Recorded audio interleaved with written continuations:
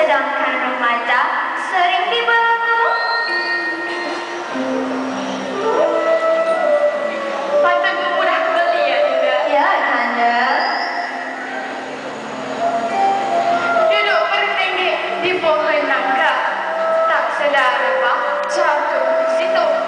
Takkan hilang jiwa merdeka, asalkan remaja berjiwa jitu. Dinda, ingat kalau maksud Kanda ya, Dinda? Ya, Kanda.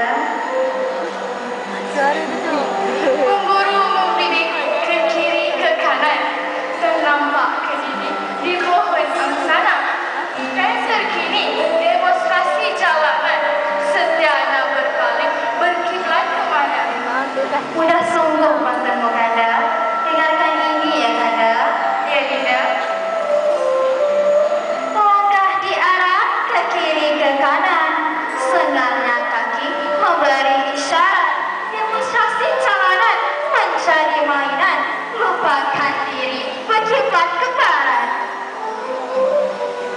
Kanda, izinkan Dinda majal pantun ya, Kanda. Silakan, Dinda. Hiasan disusun di atas para, palsu yang comel juga diseling. Bagaimana setiap raja dan negara jika sejarah sering diputar-balik? Izinkan Kanda boleh pantun ya, Dinda. Ya, Kanda. Menalang serai hanya diseling, dicabut rumput, diserahkan teredu. Sejarah sering diputar belik untuk mendapat kuasa yang baru. Izinkan Kanda menjawab pantunnya, Dinda. Silakan, Kanda.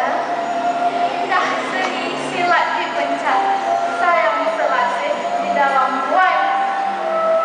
Laungan pemimpin gembira berpecah, berdetik hati menyambut seruan. Mudah sungguh pantunmu, Kanda.